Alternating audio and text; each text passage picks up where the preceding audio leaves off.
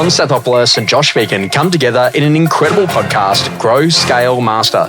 An energetic approach to drive progress, master skills, build strengths and put the strategy back into rapid business and personal success. Backed by real-world experience in rapid scaling to playing the long-term game of business, it's the story of all the lessons learned on the journey to mastery. Be inspired, renew your energy and chase the future with Grow, Scale, Master. Con, do you love a new market? Ooh, yeah. I love the ones even better, though, the ones that are sitting literally right in front of me. But yes, I do love a new market. The thing about it is if you're going to go after a new market, how do you do it? Ooh. Are you using logic or are you using emotion? That's the first one.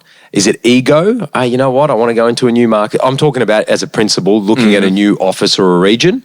So what are the metrics and what is the decision-making process or matrix for me that enables me to go and enter into a new market? New market, by the way, could be within an existing office. I want to go and chase apartments. I want to do prestige. I want to be able to, whatever it might be. I think it's being very, very clear on what the goal is. So then that way the outcome doesn't get confused. I've got a great saying. Don't be too good to make money. Yeah. I can't do apartments anymore. Yeah, you can. Oh, really? Small fish taste the sweetest, mate. Of course you can. Yep. So it's all about... And who comes to that first home buyer property? Except mum and dad. That's who own the big house. Yeah. But see, here's the thing, though. And you got to grow it with your clientele. You do, but Josh, I think, if someone said to me 7 or 8 years ago, you'd be in Western Sydney, I would have said, absolutely not. I met you first in the eastern suburbs and then inner west, lower North Shore, etc. And the thing is that now that I look back on it, it's all about making right decisions, not emotional decisions. It's about using instinct and logic. But I'm telling you, sometimes the best markets are the ones that are right in front of us. So this is interesting. Do you like to drive depth or do you like to drive breadth? Yeah. And this is interesting, right? Because you're doing this more than anyone. Yeah. I go and have a look at it. It's like, okay, great. I chose Melbourne and Sydney as my first core markets. Yes. And the reason I did that, it had the highest volume of auctions of anywhere in the world. Yep. Which meant fast turnover of properties, lots of transactions, lots of capability, lots of people that needed lots of help. And so I just thought, okay, great, I'm going to go and do that. And then naturally, I'd met a guy who was a really, really foundationally important vendor when I was actually selling houses. And he used to do concrete tanks all around Australia. Right. So if the New South Wales government wasn't spending, Queensland was, if they weren't, Vic was, if they weren't, WA was, and if no one was spending, the whole country was in trouble. So he was a big infrastructure building guy. Yes. And I thought, this is cool. So I'm going to go and have literally a major client in each major location. Yep. I'm going to go and choose my market. So Australia and New Zealand were going to be my core. And I thought that was cool. And then we were very lucky to do UK and we're very lucky to do the UAE. And everything was going really well. And then COVID hit. And I thought, my business model sucks because I can't actually leave Balmain. Yeah. You changed it though. And then the first thing that happened was that New Zealand rang, not the whole country, but a client from New Zealand rang. He goes, hey man, my people are at home for 30 days. They're locked at home. Let's get on a video. Can you do some Zooms for 30 minutes? Can you do a 30-minute Zoom every week? Of work they can do, of great work, and give us some ideas and, as things were evolving. Yeah. And then you wouldn't believe it, but New Zealand locked and then Australia did. Yep. So I'd already been working on the New Zealand thing first, and then I'm like, I can do that in Australia now. And then after that, then all of a sudden Dubai locked. And then after that, then all of a sudden UK locked. Yeah. And so I had all these weird situations. And so I would actually start in the morning at 6 a.m., which was already 8 a.m. in New Zealand. And I would work through until 10 p.m. in Australian time, which was actually coming into 10 a.m. So you were busier during lockdown than you were... literally, I think I went through 12 to 16 weeks, particularly in the Sydney lockdown, and you know that very well. Yeah, I do. That where I don't actually think I saw another human being that I knew. Did your revenue increase, decrease, remain flat? Revenue was down, but profit was up. And relationships would have gone through the roof. Oh, mate, my phone didn't stop. Because you backed everyone out. That's right. You were helping. You were there. So we did have a client who immediately cancelled, and they literally and they said, "Oh, sorry, we're a really big corporate. Literally, we're just going to kill everything because we're cutting all costs." They just did the corporate thing, panicked and said, "Yep, cut costs." But yet I had other corporates who rang me and said, "We are going to keep you alive if we've committed to X in our contract. We will spend that with you." Yeah, wow. And now the interesting conversation when it came back. right, and spun back 3 or 4 years later. And that big corporate that literally just cut straight away said, oh, hey, can you come and do work for us? I said, oh, sorry, guys, you're back on the waiting list. Yeah. But what's the time? Maybe 11, possibly 12 years. Yep. And this is the big conversation of what I'm trying to get you to think about today is that like inside of your business, if you're going to go after new markets, you got to know why you're going after those markets, and they must be complementary to what you already do. Absolutely. And so this is what drove me, is that like I understood very quickly that everything is about the power of data. 100%. And so what data do you actually have access at your fingertips, and how can you get better at that? Yes. Now, I go and have a look at some exceptional brands, and, you know, we're now talking that we've got some businesses in Melbourne that are at 30, if not 40,000 properties under management. It's phenomenal. And you're going to have a look at it. McGrath would be very similar across its Eastern Seaboard, you know, staple. So you start having a look at that. Well, where are the landlords and where are the archive landlords? Like, where do they fundamentally live? Yes. Now, when I was executing in a particular business in Australia, and they had a very large rent roll, I said, oh, can we get on the phone and start ringing some of the landlords? And we got this huge amount of resistance because the property managers didn't want anyone ringing the landlord. I was like, well, I'm just going to get the BDM to do it. So like they know it. No, you can't do that. Why is that? Well, they might find a problem. Is that the whole idea though? I said, but like, do you know the easiest way to grow a business? I said, what's that? I said, retain. Correct. So you keep high retention, then growth is easier. Yes. But if you're constantly having to grow just to meet your current level because you're losing, you know, 10 or 20%, whatever, then that's a problem. So when you think about that, the other key thing is that, like, when you think about new markets, if it's complementary, and Alexander Phillips taught me this one, where he would say, well, where do your clients move to? Yes. So he drew this thing, and we got into trouble during GFC because Alex couldn't sell a house in Bronte for 2.5 or 3 million at the time. Right. And he's like, mate, what do I do? And I just said to him, mate, sell the cheap ones. Yeah. Because the first home buy grants were coming out, and all of a sudden $600,000 apartments in Bondi at the time were going well. And Alex is like, oh man, it's a lot of work, 5 extra apartment sales for one house sale. Yeah. I'm like, yeah, but the apartments are going to sell, the houses are not. And Alex grew his business that year, not only in volume, but also in revenue. And the interesting conversation is that what we learned very, very quickly is that where do they start? And so we tell this unique story that a single hangs out buying a little unit in Bondi. They couple up, maybe they buy a small little terrace house. They couple up, maybe they buy a nicer house in Tama. They couple up, you know, the kids start to grow up, whatever. Then they move into a really nice house in Bronte. If they really do well in their financial life, then they might buy the really big house in Bronte, and then when they come to retire, they then move back into Paddington. That's right. And that run kind of went from, at the time, it was like 600,000, and the most expensive was kind of like 3 to 3.5 in Bronte, and then that would then drop back into Paddo for like 2.5 to 3. And now you go 15 years down the track, and that's kind of like 1.2 to 3.5 to 4.5 to 6.5. I think that was the most expensive one in Bronte that he sold via auction was like 23 million on the weekend. Yeah. And then, you know, back into Paddington, and we're hearing some sales in Paddington that are anywhere between 3 million all the way up to 30. Yeah. And so what you realise is he grew up with the customer base. How smart is that to understand? Because Australia Post will show you transitional data of where people do mail forwarding. But you've got that anyway. You've got that when you're selling for your vendors. It's as simple as where you're moving to. Would it be okay, Con, if I organised the mail forwarding for you? Yeah, correct. I mean, but look, it's so basic. This is us in our business. So let's look at, you know, Parramatta LGA. 5% of all immigrants in Australia in 2024, 2025, which is 37,500 people moved to Parramatta LGA. Okay, most of them go to Westmead and Wentworthville. So they're either skilled doctors, nurses, normally from India, China, New Zealand, etc. They buy a unit in Westmead. They upgrade within the Parramatta LGA, either through Westmead, Wentworthville, maybe they get to Toongabbie or something like that. Then they move into the northwest corridor, the Ponds, Stanhope Gardens, or you know, somewhere Kellyville Ridge. Then they'll either get into the Hills District through Castle Hill, or they'll go and buy acreage in Dural or in the Hawkesbury.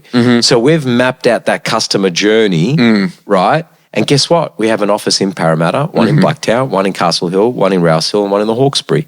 So the power of data is absolutely phenomenal. But if you don't ask questions, the right questions, you don't get the right answer back, right? Yeah. So like as a part of that conversation, if you go and have a quick look at that and say, okay, great. Like, why do you reckon that breaks? Because, like, you know, you've got a really fast-growing and successful property management business. Yes. About, like, literally, you know, is it the problem that no one has the role? So like the property manager thinks functional, the BDM thinks new business, not grow existing, and doesn't see that generating a sales lead on a principal place of residence isn't financially rewarded. Yeah. And directors are too busy to have a conversation, so no one's allowed to talk to the landlords, and then we don't have the data. One of my favourite ones was like, a client down in Melbourne gets all of their landlords' contact details and maps it, and 550 out of the 600 landlords live at the office. Yeah.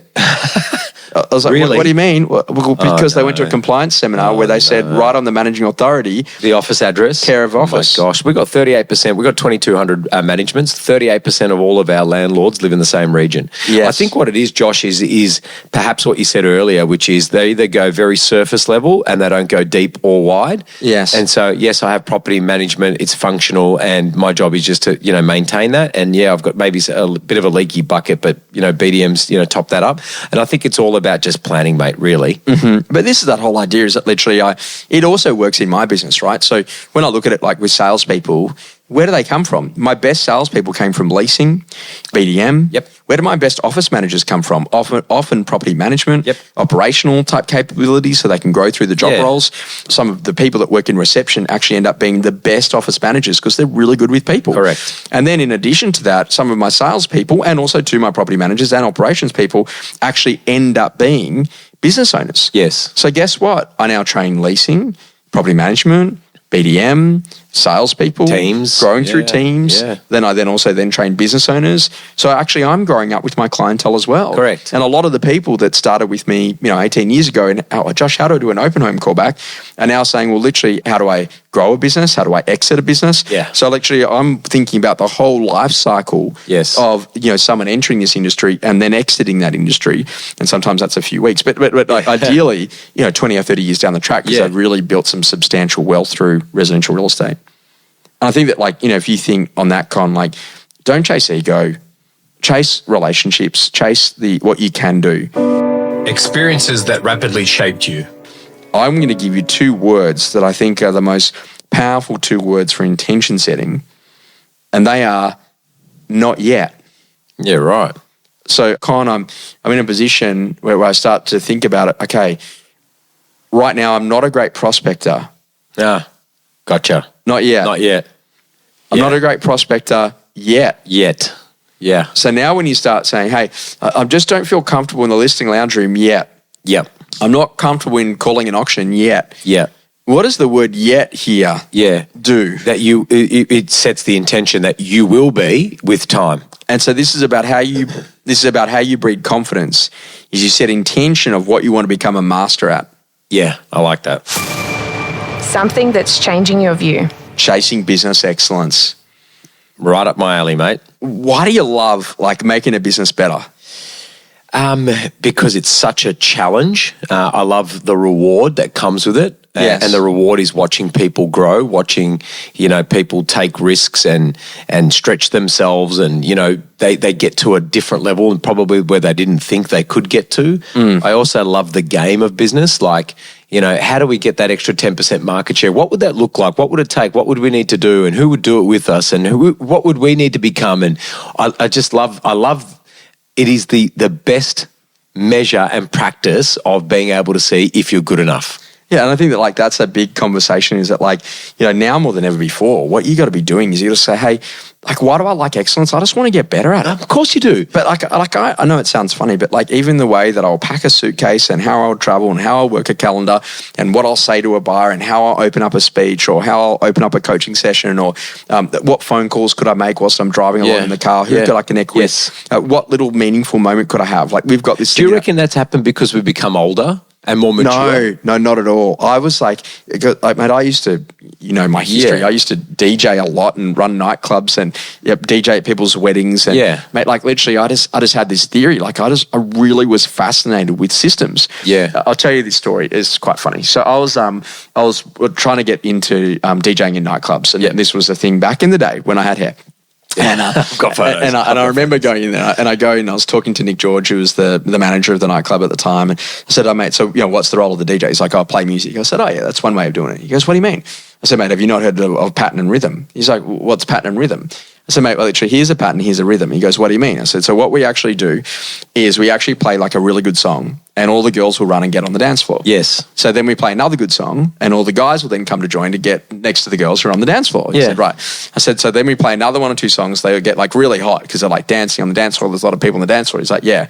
I said, and then I play a shocker. He says, why do you do that? So I get everyone off the dance floor straight to the bar and get to order.